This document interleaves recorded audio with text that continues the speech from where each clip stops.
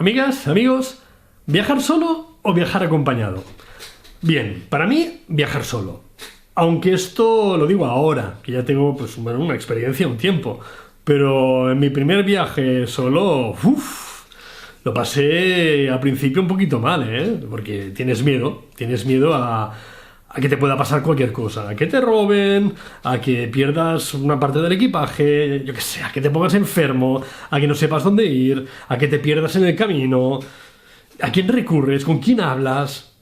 Y el miedo más fuerte, el más grande, estás solo contigo mismo. Y cuando viajas solo, esa es la parte que más me costaba a mí, pero curiosamente por la que más recomiendo viajar solo. Y es que aparecen dentro de ti cosas que no sabías que estaban y surgen con mucha fuerza, y lo mejor de todo es que son positivas. Al menos en mi caso fueron muy positivas. Os pongo un poco en contexto. Era el año 2002, como ya os expliqué en el vídeo anterior, pues yo había dejado la radio, la tele, había viajado a Vietnam, pero este era mi primer viaje solo. Me acompañaba mi hermano en coche hasta el aeropuerto porque yo me iba a Costa Rica. Yo recuerdo ese viaje en coche, qué mal lo pasé, ¿eh?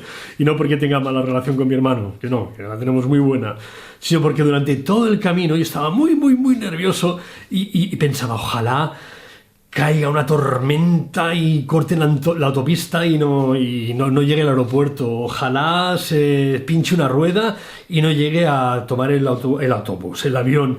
Ojalá cierren el tráfico aéreo porque hay un huracán en Centroamérica, que no haga daño a nadie, pero que los aviones no puedan volar. Tenía pánico, no quería irme, pero realmente sí que quería. Y todas esas sensaciones negativas, cuando subí al avión, se empezaron a esfumar poquito a poquito. Empecé a hablar con una persona y con otra, y conocí una pareja muy maja. Entonces ellos me decían, pues mira, nosotros es el segundo viaje a Cuba, y he dicho Cuba, ya lo sé. Me iba a Costa Rica, pero primero tenía que pasar por Cuba, porque yo no quería llegar a Estados Unidos, no quería hacer el transfer en Estados Unidos, porque ya empezaban a implantar el rollo ese del pasaporte, ¿cómo se llamaba? Magnético, automático, pues igual. Y preferí hacerlo a través de Cuba. Tomé un vuelo de Cubana de Aviación y llegué primero a Cuba. El hecho es que la parejita me decían que una familia les venía a recoger, que era su segundo viaje a Cuba, y que si quería, me podía ir con ellos, me presentaban la familia, y dije, oye, pues sí, perfecto. Así lo hicimos, llegamos al aeropuerto, nos recogió la familia, estuvimos charlando, y al final me dejaron en el hotel que yo tenía reservado. En el hotel se enfadaron conmigo porque habían enviado un autobús para buscarme a mí y a otras personas, y yo con la tontería de ser novato, de no saber, se me olvidó avisar y me llevé una pequeñita bronca. El hecho es que aquí ya se me empezó a abrir la mente. Entonces ya salí a la calle, dejé las cosas en el hotel, salí a la calle, me fui para el malecón y se me acercaron dos muchachos. En ese tiempo, quiero que por favor contextualicéis la situación. Era el año 2002, Cuba estaba en una situación complicada. Entonces cada vez que llegaba un turista, obviamente había cubanos que buscaban relacionarse de alguna manera para conseguir algún dólar o para conseguir alguna cosita, y es lo que buscaban estos dos muchachos. Aquello a mí me fue bien, porque me ayudó a tomar confianza, de conectar, de poder hablar con las personas.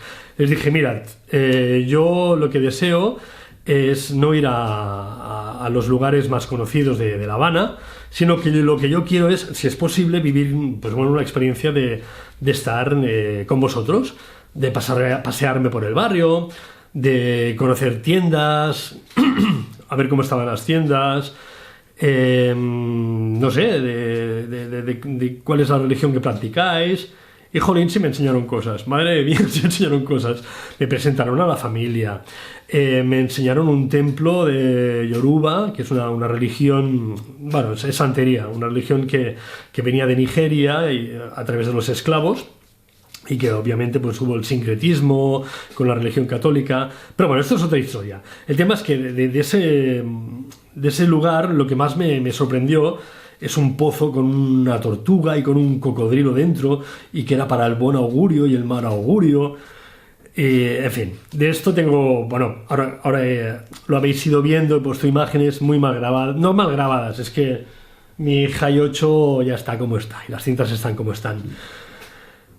De la noche sí tengo algo que estuvo muy bien, y es que en la noche hicimos una fiesta en la casa. Y bailamos, tomamos, nos lo pasamos súper bien. Alguna imagen se ve mejor que otra. Va, mirad un poquito a ver qué pasa.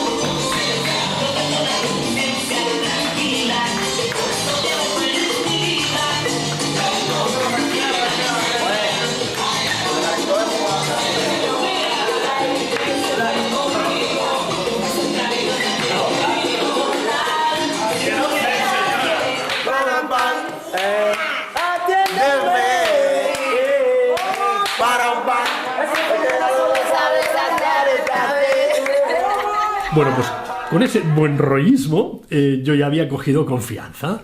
Aquello que ya nos fuimos para el aeropuerto, me acompañaron a tomar ese vuelo de La Habana hasta San José.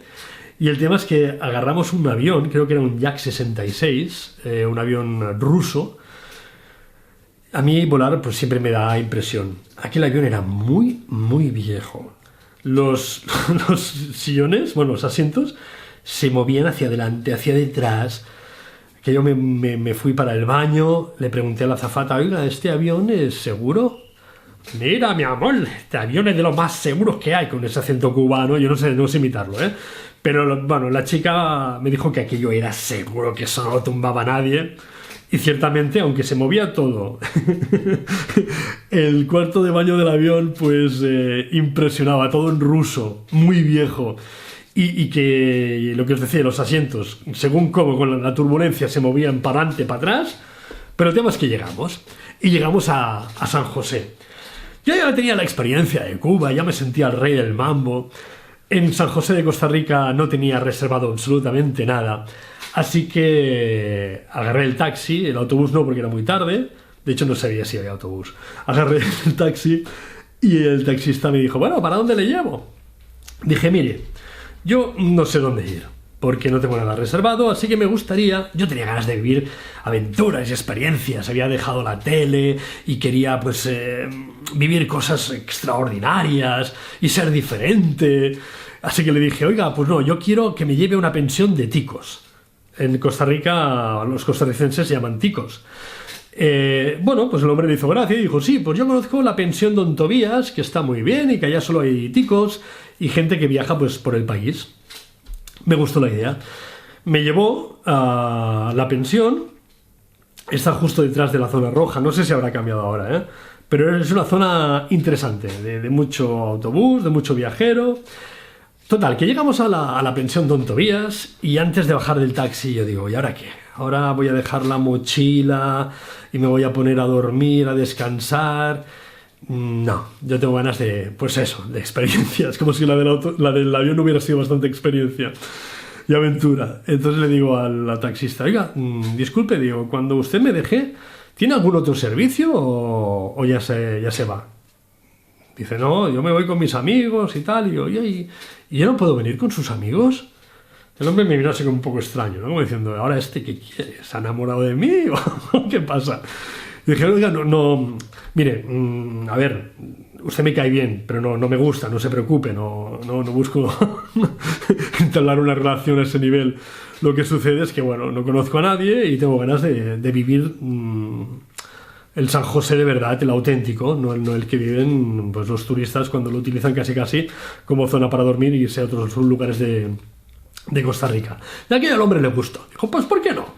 Dejé la mochila en la habitación, me inscribí y me fui con Marcos, que así se llama este taxista, y me llevó a un bar. No sé en qué zona de San José está, no sabía ubicarlo, pero el bar, pues bueno, era un bar de barrio, de trabajadores. Y allí, pues conocí a sus amigos. Mira, os pongo un trocito en el que se presentaban. No se ve muy bien, pero aquí lo tenéis. Mucho gusto, mi nombre es Jorge. Somos de aquí, de Costa Rica.